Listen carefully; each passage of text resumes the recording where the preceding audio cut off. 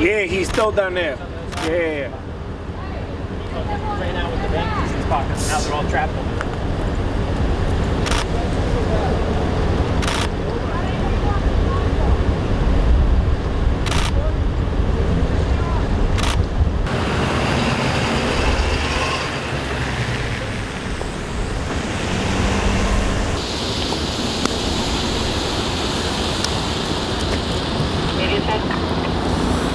What's the name?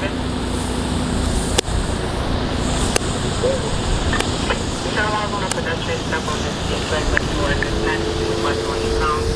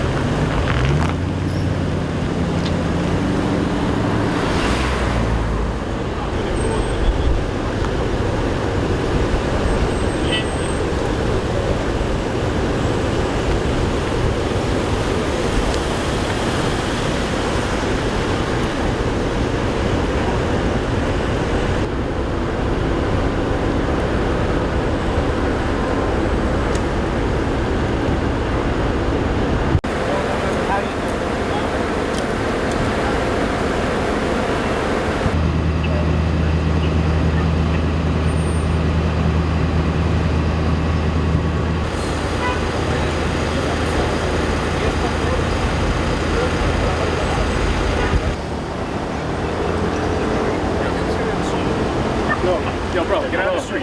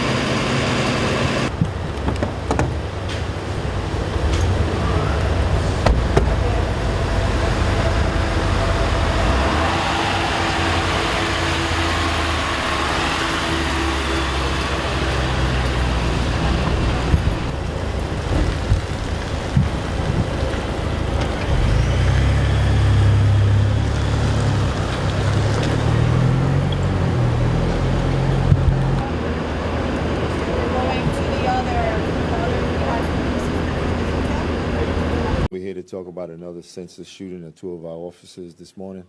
So here with me, we have Mayor Eric Adams. We have the Police Commissioner, Eddie Caban.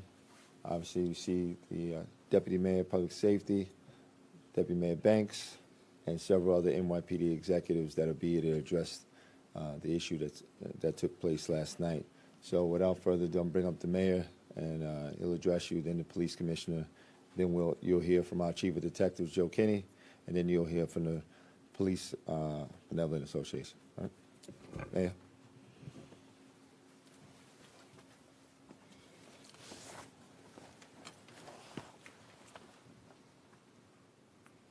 This is a bullet hole. Because of this vest, a young police officer is going home. Senseless act of violence, a total disregard for life. Our officers responded with a level of discipline, a level of focus, a level of professionalism. And today we thank God. And when I spoke with the parents of these officers, I could only think of my brother and I and the impact my mom would have.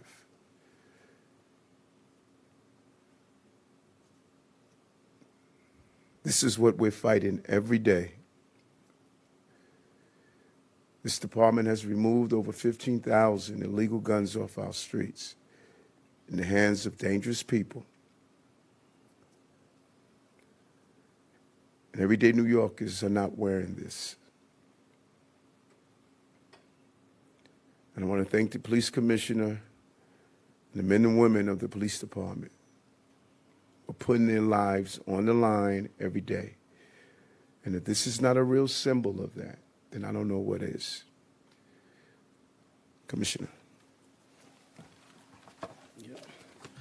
Okay, thank you, Mr. Mayor. This morning, we get another reminder of everything our officers do and what they do to put themselves on the line to make sure our city is safe. Every day, they go toward the danger, and we saw it again early this morning at the 115th Precinct. I'll summarize the details in a moment, but first I want to thank the medical staff here at New York City Health and Hospitals Elmhurst. They worked hard on our officers. They work with great skill for our injured officers. We're very grateful to them because we know that it could have turned out very differently. The following information is preliminary and may be subject to change as the investigation continues. But approximately 1:40 a.m., uniformed officers assigned to the 115th Precinct Public Safety Team were working to address a robbery pattern in the area involving perpetrators on mopeds and scooters. They observed a male suspect driving a moped the wrong way on 82nd Street near 23rd Avenue and attempted to pull him over. The suspect then fled on foot, and our officers began a foot pursuit, which led for several blocks. During the pursuit, the suspect fired multiple rounds at our officers, who then returned fire. One officer was shot in the front of his bullet-resistant vest. The other officer was shot in his leg. Both of our cops were taken to Elmhurst Hospital, where they are being treated. Thankfully, they are both in stable condition. The suspect was also shot in the right ankle, and he was removed to New York Presbyterian Queens by EMS, also in stable condition. A firearm was recovered at the scene.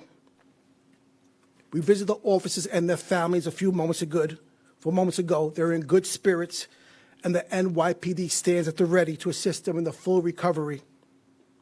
Once again, this could have gone a very different way. It's only by the grace of God that we're not here talking about a terrible tragedy. But we are here again talking about illegal firearms and the violent criminals who have absolutely no problem using them against our officers. Our officers were out there doing the job that we asked them to do, and we are very grateful that they're going to be okay. Now our Chief Detective, Joe Kenny, will provide some further details. Chief. Thank you, Commissioner.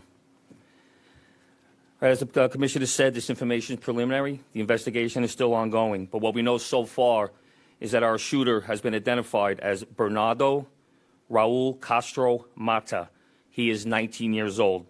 He has no prior arrest in New York City. However, he is the suspect in several robbery patterns currently going on in the borough of Queens. This shooter currently resides at 90-10 Ditmars Boulevard, the former Courtyard Marriott Hotel, now being operated as the Landing Family Shelter. During tonight's incident, Castro Mata was observed illegally operating an unregistered motorbike the wrong way down a one-way street. Similar scooters and bikes are being used citywide to commit crimes. These crimes include shootings, robberies, and phone snatches. Many of these crimes have all been committed by the perpetrators riding on scooters and motorbikes. Just to paint you a quick picture of how many of these crimes are being committed, January 1st to June 1st, 2022, 0 robbery patterns involving motorized scooters or motorcycles. The same time period, 2023, 20 robbery patterns. Year to date so far this year, January 1st to June 1st, 2024, we have over 80 robbery patterns citywide involving incidents where the perpetrators are riding motorized scooters or motorcycles. That's over 80 robbery patterns alone, encompassing over hundreds and hundreds of incidents. The shooter, as the Commissioner said, is currently at New York Presbyterian Queens Hospital, and he's being treated for the gunshot wound to his right leg. He's expected to survive. I'd like to pass it off now to PBA President Pat Hendry. A few hours ago, most people in this city were sleeping, but this is a city that people don't sleep. And as we see, there were criminals out in the street tonight looking for their next victim. But thankfully, these two heroic police officers were out in the street tonight, confronting a violent individual, putting their lives on the line to keep New Yorkers safe, thankfully avoiding a tragedy. The one police officer shot in the vest was more concerned about his partner, saving his life, getting a tourniquet. That's what partners do in the NYPD. They save each other's lives, and that's what happened here today. But the question has to be asked, why did this individual run? Why did he go on that scooter? Why did he take off? Why didn't he stop for the police? Why was he carrying a firearm? Why wasn't he afraid to shoot New York City police officers? We've been in courtrooms across this city demanding change, packing those courtrooms, demanding change to the criminal justice system. And what we noticed when the cameras are on, everyone is doing their job, holding criminals accountable. When the cameras are off and people aren't paying attention, the criminal justice system is putting police officers and the public at risk. We're going to continue to be in the courtrooms across this city for this case and other cases, holding criminals accountable and make sure that everyone's doing their job. We ask New Yorkers to stand with us and ask the criminal justice system to do their job every single day so they're not putting police officers and the public at risk. Thank you. All right, so as you know, the situation is still fluid, very active, and investigations ongoing, but we can answer a couple of questions. Reagan? The shelter, is it a homeless shelter or a migrant shelter that the 19-year-old residence is? And also, the gun he was using, was it illegal? His residence is currently being used as a migrant shelter, and the gun itself is not legally possessed. Hazy? Is this connected? What is the nexus to migrant? Is this part of a migrant crime network, you know? Is that something you're looking into? We're still looking into that, but what we've seen in the past with these motorized scooters, they operate as a crew. We're looking at him for several other robbery patterns in the Queens area where he does have other co-defendants. Can you tell us a bit more about the officers?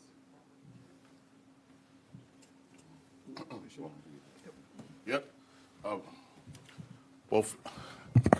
Good morning. Both of the officers are assigned to the 115 Precinct, the public safety unit.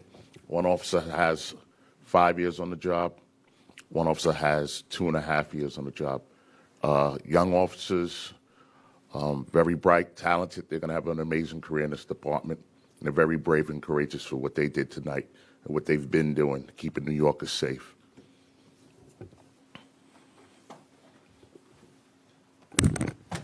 Hazy, what was your first question? I was curious about the nexus to migrant crime. You know, you said that there was part of a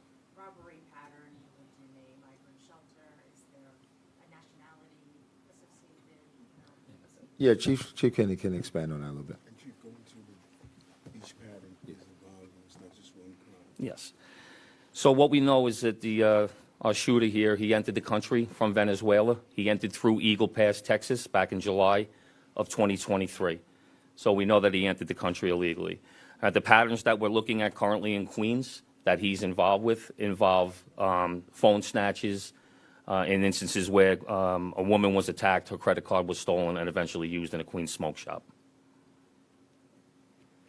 And I assume that this is going to be kind of a spider ripple effect to find anyone connected to him with this crime unit. Absolutely. We're currently working on several patterns citywide. Like I said, over 80 robbery patterns this year alone in the last 6 months. So when I say patterns, when I'm saying 80 patterns, we're connecting hundreds of incidents into those 80 patterns. Is he cooperating? As of right now, he's in surgery. We haven't spoken to him.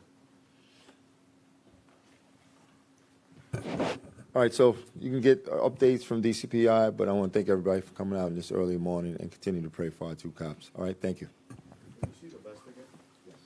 Yeah, I'm going to send out a picture of the gun to everybody, and you can see the vest again.